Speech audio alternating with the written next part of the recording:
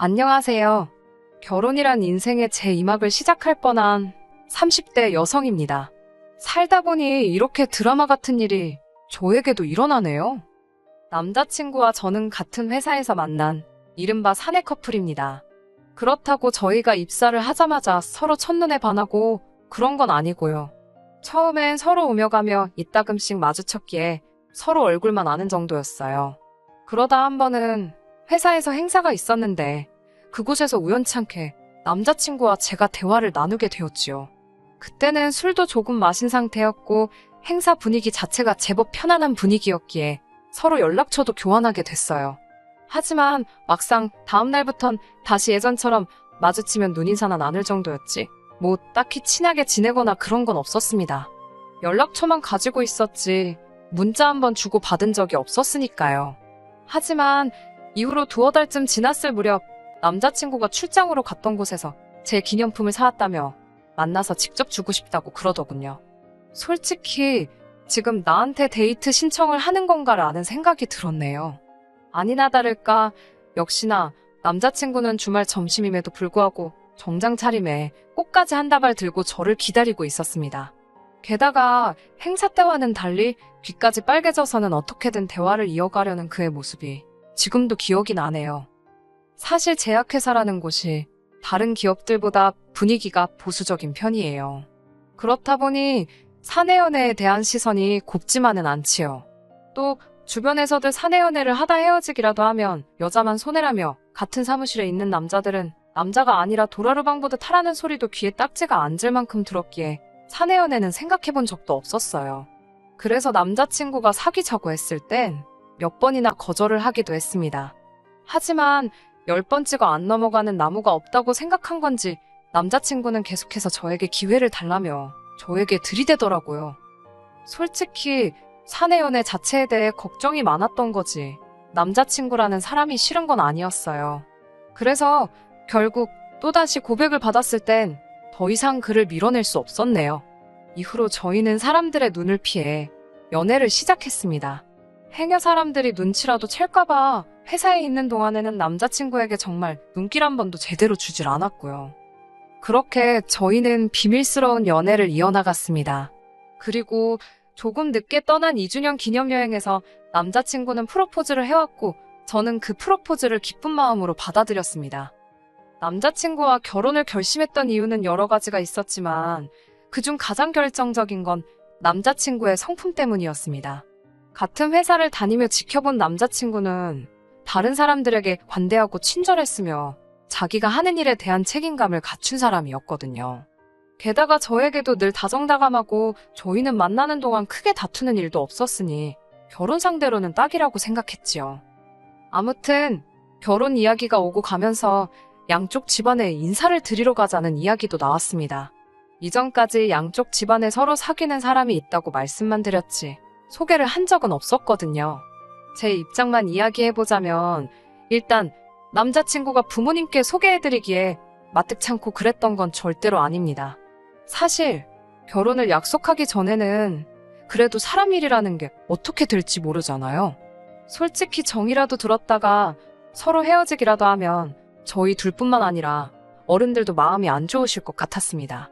그래서 직접 만나 뵙는 일은 없이 명절이나 어른들 생신처럼 알면서 그냥 지나치긴 조금 껄끄러운 날들만 서로를 통해서 선물만 두세 차례 주고받고 했어요.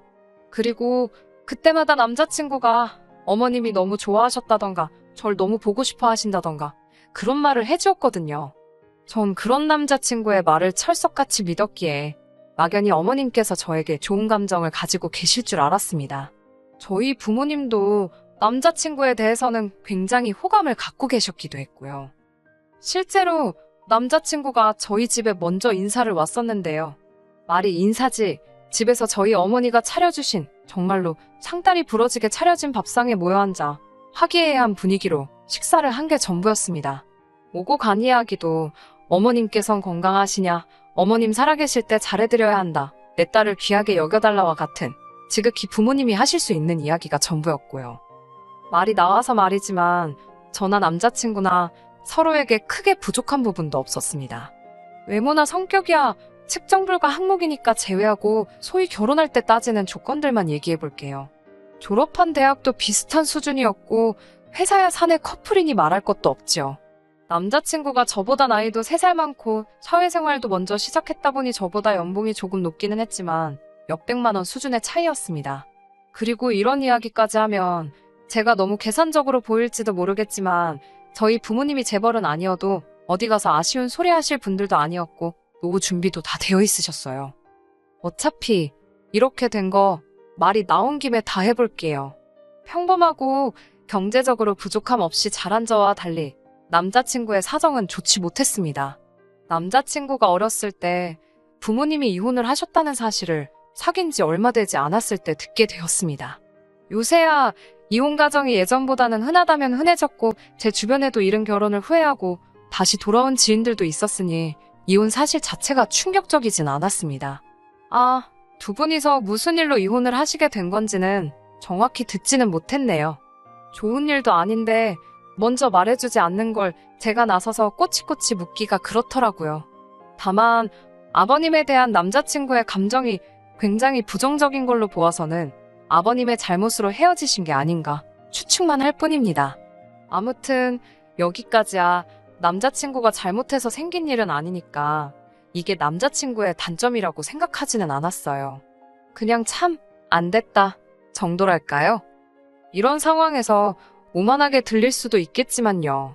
남자친구의 어머님께서 저를 탐탁치 않아 하실 줄은 예상하지 못했습니다. 하지만 예비 시댁에 인사를 드리러 가는 날 차 안에서 남자친구가 그러더라고요. 사실은 어머님께서 절 별로 안 좋아하신다고요. 이유가 뭐냐니 자기도 잘 모르겠답니다. 그러면서 한다는 말이 어머니께서 예전부터 자기한테 의지를 많이 하셨는데 갑자기 결혼을 한다고 하니까 서운해서 그러시는 것 같다나요. 순간 머리가 띵하고 마음이 복잡해지더라고요. 아니, 그래서 내가 잘못한 게 뭔데? 당신 아들을 뺏어가는 것 같다 뭐 그런 건가?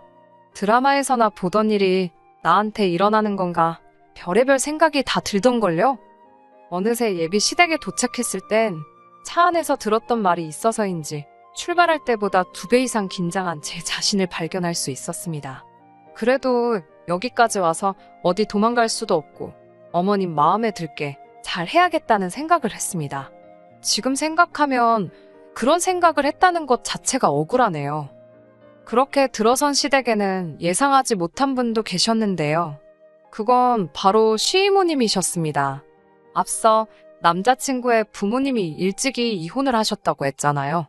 실제로 두 분이 이혼하신 후 남자친구는 어머님과 둘이 살게 되었는데 그 생활이 쉽지만은 않았던 모양이에요. 그나마 다행인 건 근처에 어머님의 언니분, 그러니까 이모님께서 살고 계셨답니다. 그래서 이모님 내외분께서 여러 가지로 많은 도움을 주셨다고 하더라고요. 솔직히 저는 이 부분에 대해 그다지 크게 생각하지는 않았습니다. 그도 그럴 것이 저희 어머니도 이모하고 모든 일에 있어서 같이 울고 웃으며 가깝게 지내시거든요. 그래서 어머님과 시이모님의 관계도 그 정도로 생각을 했어요. 오히려 자매 중 한 명이 곤란한 상황인데 다른 한 명이 모른 척 하는 게 더 이상한 거 아닌가요? 하지만 그렇다고 해서 제가 시이모님을 오늘 뵐 수도 있을 거라고 예상하지는 못했지요. 그래서 솔직히 당황스럽고 부담스러웠습니다. 가뜩이나 어머님도 절 안 좋아하신다는 소리를 들은 마당에 이모님한테까지 신경을 써야 한다니 부담감이 어마어마했지요. 이런 비교는 하면 안 되지만 솔직히 남자친구가 저희 집에 인사를 하러 왔을 때와는 상황이 완전 달랐습니다. 저도 뭐 상다리 부러지는 밥상을 기대한 건 아닙니다. 하지만 아예 밥도 안 주실 줄은 몰랐지요. 하시는 말씀이 저희가 너무 늦게 와서 어머님과 이모님이 먼저 식사를 하셨답니다. 당신들은 나이가 있어서 제때 식사를 안 먹으면 속이 아프시다고요. 무슨 말씀을 하시는지는 알지만 저희가 도착한 시간은 정오 12시 반이었습니다. 제가 서운할 만하지요. 그렇게 저희는 식탁이 아닌 거실에 모이게 되었는데요. 거실에 있는 소파가 3인용이었습니다. 남자친구가 저더러 소파에 앉으라며 자기는 바닥에 가서 앉더라고요. 그러자 어머님과 이모님께서 남자친구에게 너는 배탈도 잘 나는 애가 왜 바닥에 앉냐며 당신들 중 한 분이 바닥에 앉겠다고 말씀만 하시더라고요. 분위기상 제가 내려가 앉아야 하는 분위기였습니다만 저도 그냥 버티고 있었어요. 저도 인사드리러 온다고 차려입느라 치마 차림이기도 했고 결국 남자친구가 어느 방에선가 간이 의자를 들고 나왔습니다. 그렇게 네 사람 모두 의자에 앉기는 했지만 기분이 정말 별로였지요. 이렇게 노골적으로 저에게 싫은 감정을 보이실 줄은 예상치 못했으니까요. 하지만 제가 이런 일로 파혼을 결심하게 된 건 절대로 아닙니다. 제가 결정적으로 파혼을 결심하게 된 건 어머님과 이모님 두 분의 욕심 때문이에요. 특히 이모님의 욕심은 저로 하여금 이 집구석은 내가 감당할 수가 없겠다는 확신을 갖게 만들었습니다. 이모님께서는 그동안 말만 들었지 실물로는 처음 본다면서 네 시어머니 될 사람은 너한테 말하지 말랬지만 자기가 이 말은 꼭 하셔야겠다면서 인사 순서부터가 아주 잘못되었답니다. 저는 처음에 무슨 말씀을 하시는 건가 했어요. 그런데 이모님 말씀이 제가 남자친구와 결혼을 하기로 했을 때는 어머님의 허락을 먼저 구해야 되는 거랍니다. 시어머니 될 사람이 이 결혼은 해도 좋다라고 허락을 해주시면 그때 장인장모 될 사람한테 제가 이 집 사위 될 사람입니다 하고 인사를 드리러 가는 게 예의라나요? 아니 그러면 저는 허락을 받아야 되는 사람이고 남자친구는 뭐 저희 집에 통보를 하러 가는 거예요? 어이가 없었지만 최대한 웃는 얼굴로 이모님 저도 인사를 드리러 오는 거고 남자친구도 저희 집에 인사를 드리러 가는 거지요. 그리고 저희 집에 먼저 인사를 드리러 오게 된 건 저희 집에 좋은 고기가 선물로 들어왔는데 아버지께서 사위 될 사람하고 같이 먹으면 좋겠다 하셔서 그렇게 된 거라고 남자친구도 좋다고 했다고 설명을 드렸습니다.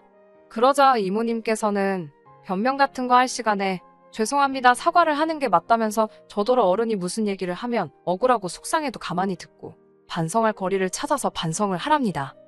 원래 처음에 예비 시댁에 가면 며느리감 기죽여 놓으려고 말도 안 되는 억지를 쓰는 시부모님들이 계시다는 소리를 일전에 들은 적이 있습니다. 왜인지 그 말이 갑자기 떠오르기도 했고 난처해하는 남자친구의 표정이 눈에 들어오면서 그래 기왕 잘 보이겠다고 마음먹은 거 꼭 참아보자 생각했어요. 하지만 이모님은 그런 제 속을 아시는지 모르시는지 계속해서 말도 안 되는 소리를 하셨습니다. 급기야는 혼수와 예단까지 당신이 들먹이시더군요. 저더러 집은 어떻게 할 생각이냐길래 남자친구와 반반으로 부담하기로 했다고 했습니다. 이 부분은 미리 이야기가 된 부분이었고요.